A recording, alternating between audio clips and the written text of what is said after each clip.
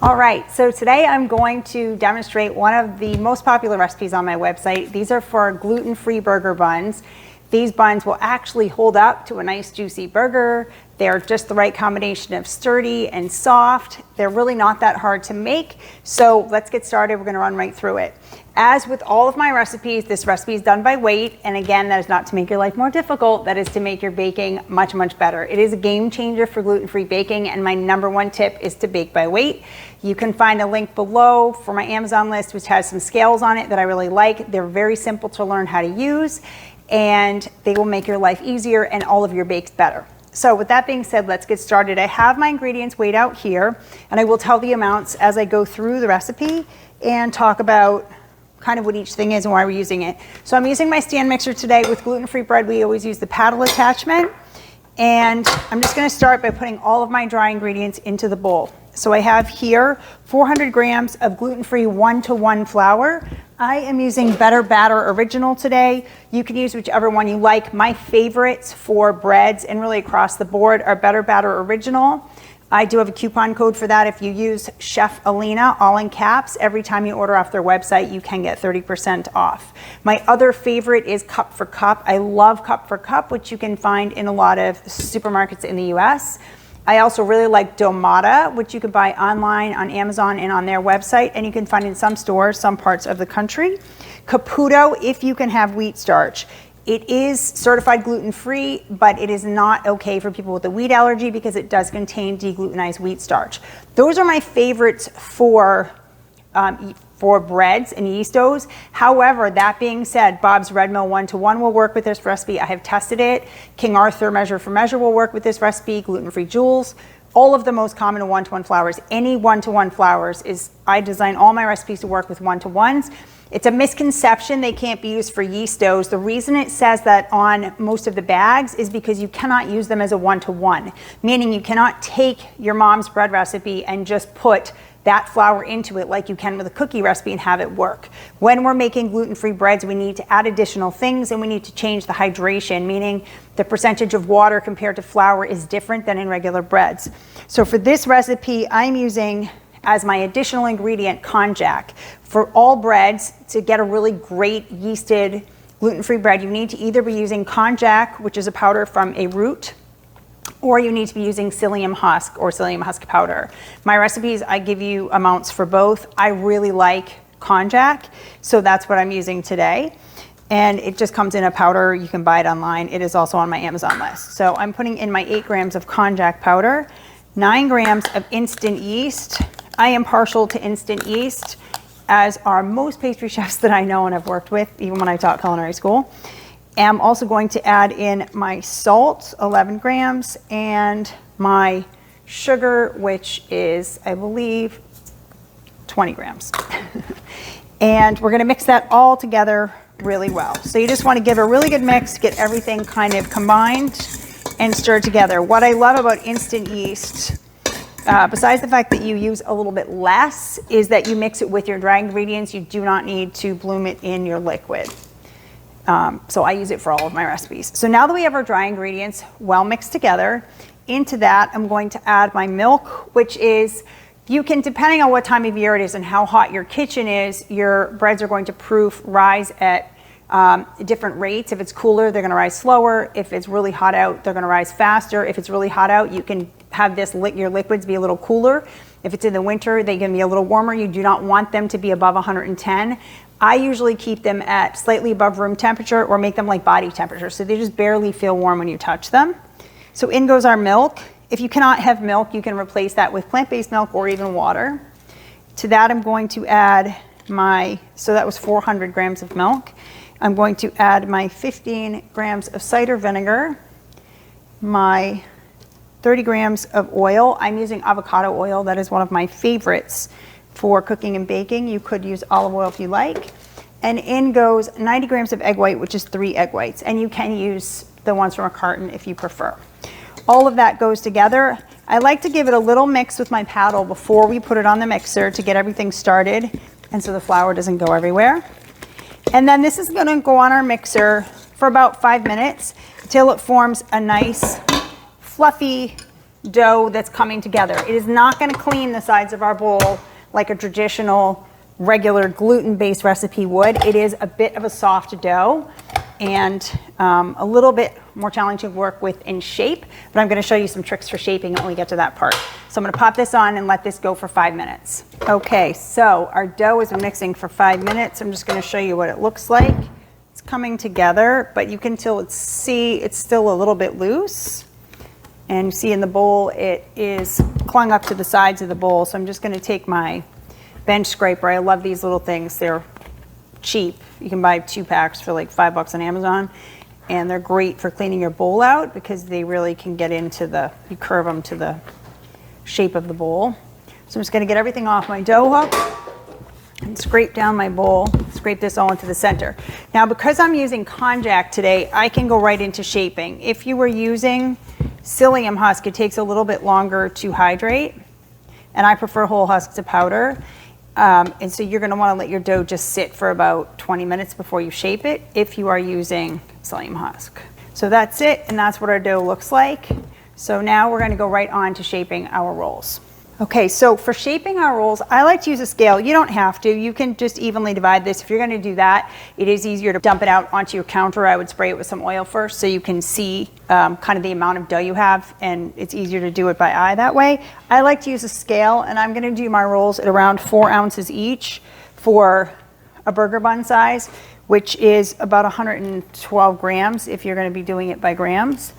And a little trick is on my scale, I have a piece of plastic wrap, and that's just to keep my scale clean, and I'm putting a little bit of oil on it. And then I am going to show you today you can use these bun pans, sometimes called muffin top pans, if you would like to help kind of contain your rolls a little bit. You can also just put them straight onto a baking sheet lined with parchment paper. If you're using a pan, I just oil them a little bit. You can either brush it on or use a spray cooking oil of your choice.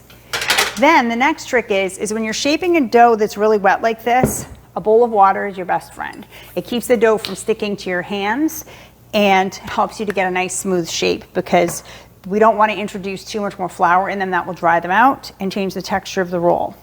So I'm going to wet my scoop a little bit. I like to use a scoop. This is I think like a 3.5 ounce scoop. So I'm going to use it really rounded, and it should get me to close to what I need for each roll. So that is just about right. If you do them at 4 ounces, you should get around 8 rolls from this recipe. So now I'm going to dip my hands. I'm dipping them right into this water, get them good and wet, and then I'm going to pick up my roll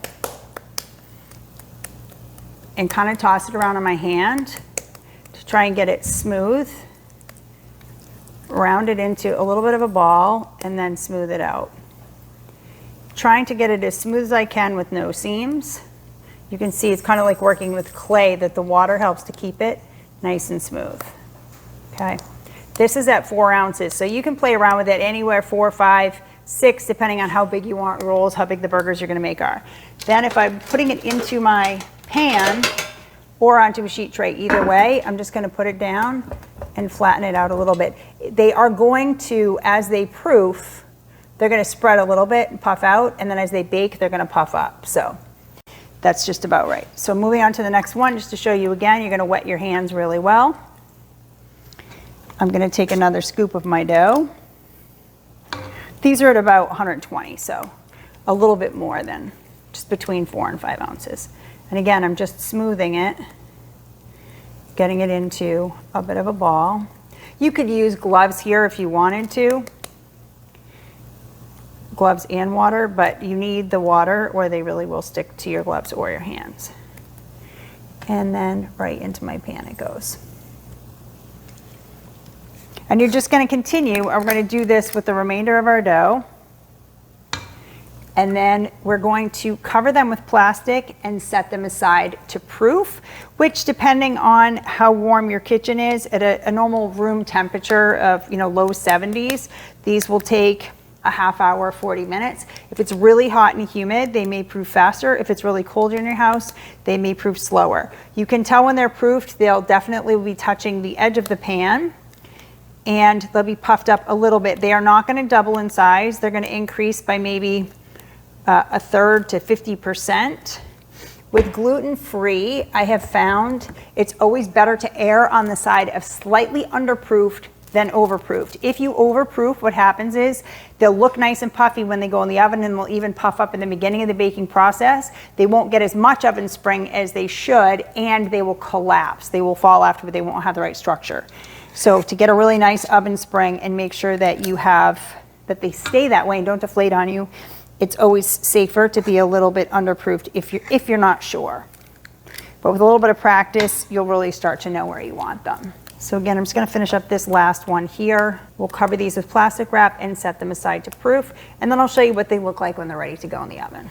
Okay, so before we cover these with plastic, another thing you want to do is, again, either with some spray cooking oil or just with a brush and a little bit of cooking oil, you want to just coat the tops with just a little bit of oil to keep the plastic wrap from sticking to them, so that after they proof, when you pull the plastic wrap off, it doesn't take the top layer of your bun with it.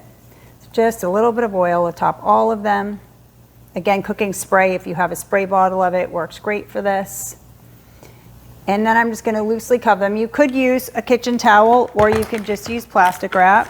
So I'm going to loosely cover each pan with my plastic wrap, just like that, and put them aside to rise, again, for about 30 to 40 minutes. Then we'll check on them and pop them in the oven. Okay, so our rolls have been proofing for about 35 minutes. You can see they're much puffier. They're just about to the edge of the pan, and they just look bigger and softer and puffier. If you push on them, your finger will leave a little bit of an indent. So we know they're ready. So the next step now is you're going to egg wash them, and you can just leave them plain like this if you like, or I like to put sesame seeds on top, or even everything bagel seasoning, poppy seeds, whatever you like. If you're using them for burgers or sandwiches, you could just do even dehydrated onion flake. Anything like that works fantastic. So I'm just using a little brush. My egg wash is just 1 egg with a tablespoon of water, mixed really well. If you have trouble getting your egg to break up, a little tip is to put a pinch of salt in there, and it will help the egg whites break up a little bit better. So just on top of that, you're going to generously sprinkle your sesame seeds or everything seasoning. I'm going to use some everything seasoning today, just right on top. And I'm going to pop these into my oven, which has been preheated to 400 degrees. As soon as they go in, I'm going to drop the temperature to 350. They need that high heat initially, 1, because when you open the door, they're going to lose some heat, and 2, to give them a really good oven spring, and then it will gradually come down to 350 as they bake and finish baking. They'll take about 20 to 25 minutes, and we'll come back and see what they look like when they're done. Okay, so our burger buns are out of the oven. They look fantastic. They smell amazing. I can't wait to eat one. You can see they're nice and soft. Some, it's up to you. You can score the tops. You can see some of them I scored the tops, and some of them I didn't. I have one here I cut in half so you can see the inside and see they're nice and soft. They have a great crumb. They're soft, but they're sturdy enough to hold up to a really nice juicy burger without falling apart on you, which is like the worst ever when you're eating a burger and it just crumbles as you're eating it. You can slice them. If you're going to use them fresh today, slice them, give them about 20 minutes to cool, and then you can still slice them if they're still a little bit warm, that's fine. If you're going to be using them later, let them fully cool and then slice them when you're going to use them. If you want to freeze them, let them fully cool, and then I like to slice them and individually wrap them and freeze them inside of a freezer bag or a Tupperware. If you would like to learn more about gluten-free bread baking, I have lots of in-depth classes, hour-long, much longer, with lots of recipes and a lot more tips and tricks about baking bread and yeast doughs on my website on the shop page. There's also lots of free recipes, including this complete recipe under the recipe section on my website, chefalina.com. I hope to see you in one of my classes, and I really hope you enjoyed this recipe.